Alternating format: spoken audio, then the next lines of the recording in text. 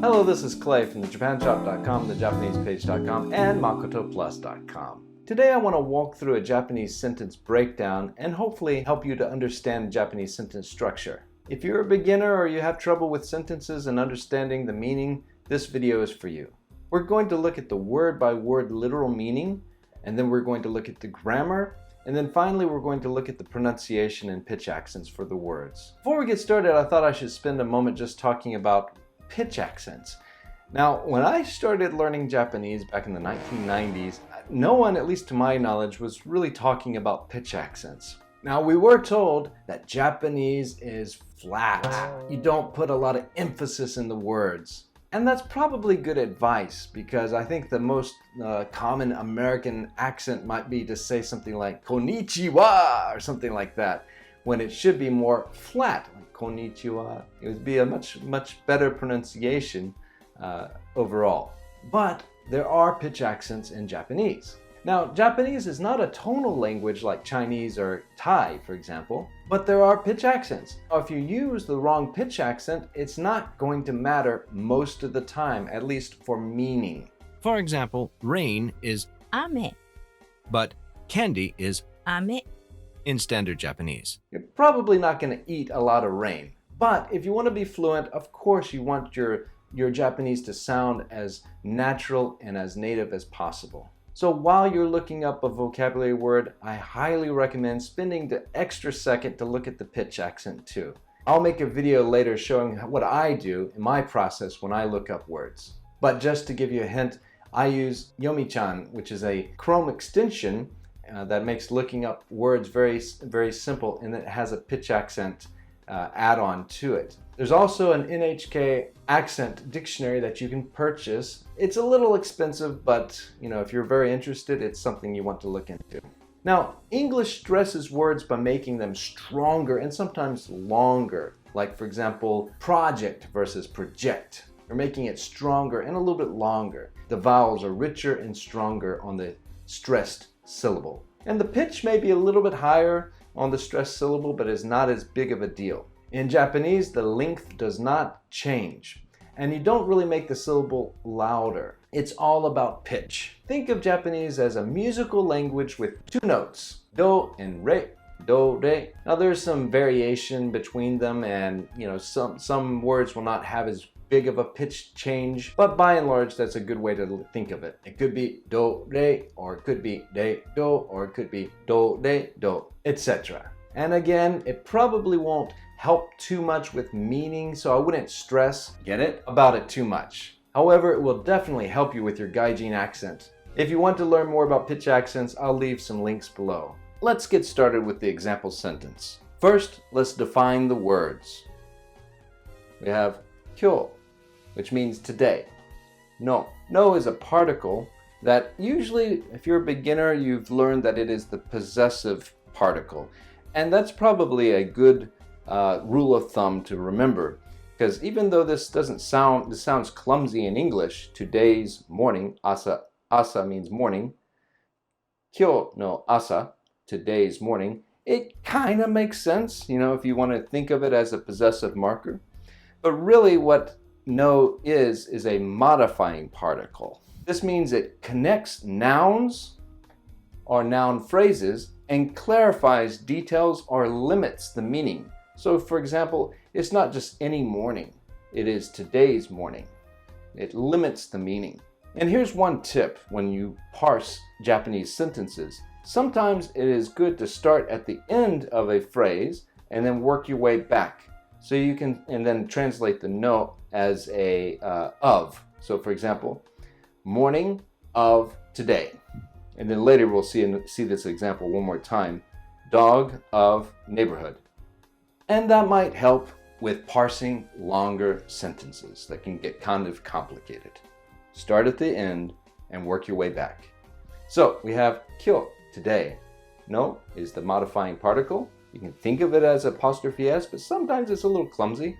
Or work your way back and it's like the of, morning of today. And you have asa, which means morning. And then sampo means to take a walk or a stroll. Ni shows purpose or intention. So you intend, your purpose is to take a walk. And then, of course, the verb ikimashita. Ikimashita is the polite masu form, past masu, and then past form of iku, which means to go. Now, the plain form, and this is polite, but the plain form past would be itta, ikimashita, and itta is the plain form. So, today's morning walk for the purpose of went, past tense, polite. Then we have kinjo. Kinjo is neighborhood. And here is an example where learning even simple kanji can be very beneficial.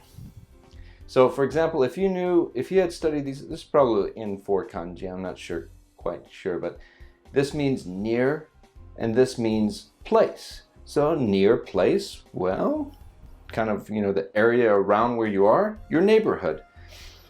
Your neighborhood, and then here we have another no, which is very similar in that, yeah, we could say that it's apostrophe S like a possessive. You can say neighborhoods, and then of course, inu is dog. So neighborhoods, dog, you can say that, although it sounds kind of clumsy, right? And again, the trick from previously, if you start at the end and go back with this phrase, it might pop out a little bit better. So dog of the neighborhood, a neighborhood dog, makes sense. So neighborhood's dog or dog of the neighborhood. Ga is is often called the subject particle, but it can also play other roles. Most particularly, it can be an object marker, especially with certain verbs like ski, to like. Ga is used as an object. So here it's pointing out the actor, the neighborhood dog. And what did the neighborhood dog do? Here's the verb. Hoemashita. Hoemashita. Hoeru, this comes from the verb hoeru. Hoeru, which means to bark. So we've gone through the vocabulary words and some of the grammar involved too. But let's look at the pitch accents now, the pronunciation. Kyo. Kyo starts off higher in pitch. Again, think of if it's do, de, it would be a day, right? Starts off de, do, kyo, kyo, kyo. And then it stays low with the particle, which is no in this case. Kyo no. And then asa is high and then low. Asa. And then sampo. Sampo starts off low and then it goes high and it stays high. Now this form here where it starts high and goes down low is called atamadaka. And it makes sense. Atama means head, and daka it changes from taka, which means high. So the head of the word starts off high, and it goes down. Now, one rule with pronunciation in Japanese or pitch accents in Japanese is once it goes down in a word, it does not go back up. It can go up and then down, like here, inuga, but once it goes down, it doesn't go back up until the next word, till it resets. Kyo no asa. Again, this is an atamadaka word. It starts off at the top and then goes down. We have several words that are atamadaka. You have kyo, asa, and then kinjo. And then if you go back here, this is a heiban word where it starts low and it goes high and it just keeps going even with the particles. So sanpo ni. And then one thing that happens a lot is with the masu form in the past tense, mashita, the shita goes down. It happens here as well. So ikimashita, hoemashita, ikimashita, hoemashita.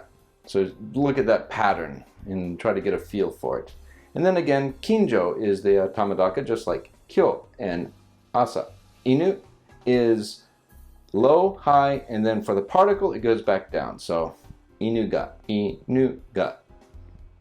And then hoemashita is the same, similar to ikimashita. Starts low, goes up, up, and then comes down for the shita. So let's listen to Yumi say this one time, and then we'll move on to the English translation. 今日の朝、散歩に行きました。近所の犬が吠えました。今日の朝、散歩に行きました。近所の犬が吠えました。今日の朝、散歩に行きました。近所の犬が吠えました。So there you have it. This sentence broken down. I went for a walk this morning.